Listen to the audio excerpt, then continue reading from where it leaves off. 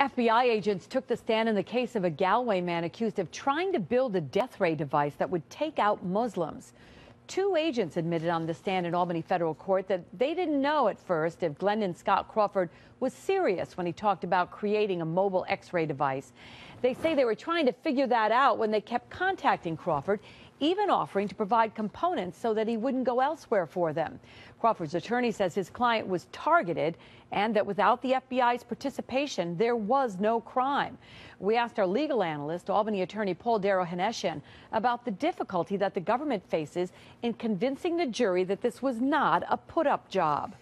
The government doesn't really have to show that it was a worthwhile or necessarily the best use of resources in this case, because that's not a legal defense.